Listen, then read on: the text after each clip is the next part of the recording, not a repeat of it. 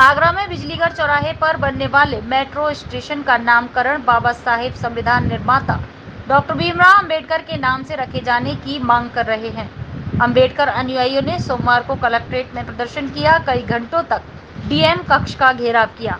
Doctor Ambedkar अनुयायी एकता foundation के अध्यक्ष आशीष प्रिंस, संयोजक एसबी दिनकर के नेतृत्व में जिले भर से बड़ी संख्या में अनुयायी 10 बजे कलेक्ट्रेट पहुंचे। तख्तियों पर समाज के दलित नेता मुर्दाबाद मुर्दाबाद, एक ही नारा एक ही नाम, बाबा साहेब जैसे स्लोगन लिखे हुए थे। डीएम कार्यालय के सामने किया प्रदर्शन, दरवाजे पर ही धरना देकर बैठ गए। कई घंटों हंगामे के बाद डीएम कार्यालय पर ज्ञापन दिया। अध्यक्ष आशीष प्रिंस का कहना है कि सालों से ज्ञापन दे रहे हैं। नगर निगम द्वारा बिजलीगढ़ चौराहे का नाम भी अंबेडकर चौक कर दिया गया है। बाबा साहेब की विशाल प्रतिमा भी स्थापित है। मेट्रो स्टेशन का नाम बाबा साहेब के नाम पर नहीं रखा गया तो दलित एकजुट होकर डबल इंजन की सरकार, जो इंजन चौक पड़े हैं उनकी सर्विस 2024 में कराने का काम करेगी। समाज के दलित नेताओं को बोलने की आज़ादी नहीं है, उन्हें समाज ही सबक सिखाने का काम करेगा। संयोजक एसबी दिनकर का कहना है कि अब दलित विधायक, सांसद, मंत्रियों से आर पार की लड़ाई लड़ेंगे। तैयार रहें, उनकी शव यात्रा की तारीख भी तय कर ली गई है। समर्थन में अन्य कई संगठनों ने एक साथ मिलकर ज्ञापन दिया। हमारा मामला है मेट्रो स्टेशन को लेकर। जो हमारा बिजलीगढ़ चौराहा है ना, वो अम्बेडकर नाम से जाना चाहिए, क्योंकि वो हमारे दलितों की जन्मभूमि और अपने दलितों को हमने इकट्ठा करा है।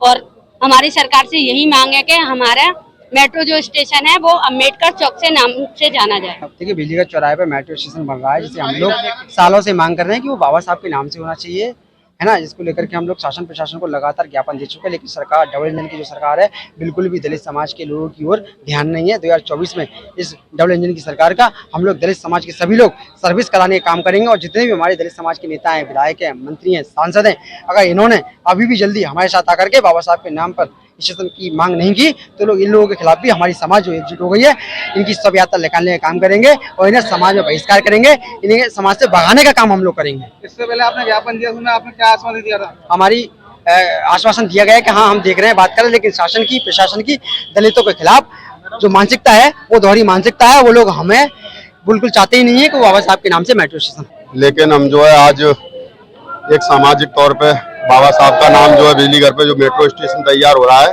तो हम चाहते हैं कि जो आगरा की दलितों की राजधानी है वहाँ पर जो है बाबा साहब का नाम होना चाहिए।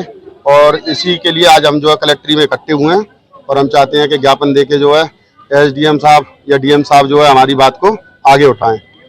पहले भी तो आपने ज्ञापन दिया था, उसके लिए क्या आश्वासन दिया था?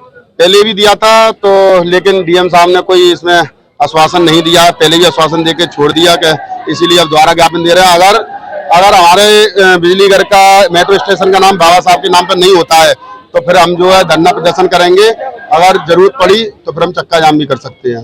साहब, मैं अपने एक आम आदमी के तौर पर अपनी बात रखने के लिए यहाँ पर आया हूँ कि जैसे कि सभी लोग, देश की जनता और हमारे जनता जनार्दन सभी जानते हैं कि 18 मार्च 1956 जब हमारे बाबा साहब पहली बार आगरा में आए थे तो उन्होंने हमें बुद्ध और उनका धम्म दिया था और उस चक्कीपाट बुद्ध विहार की स्थापना की थी और हर उस दलित वर्ग को एक नई व्यवस्था दे करके गए कि शिक्षित बने, संगठित रहें और संघर्ष करें।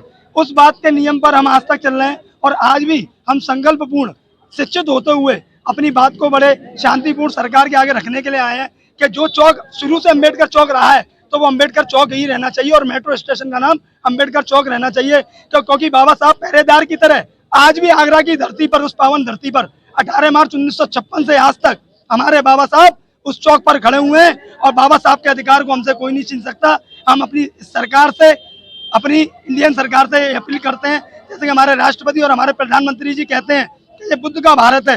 अगर इसे बुद्ध का भारत बनाना है तो हमें शिक्षित और संगठित और संघर्षवादी होना पड़ेगा, जब ये बुद्ध का भारत तय होता है।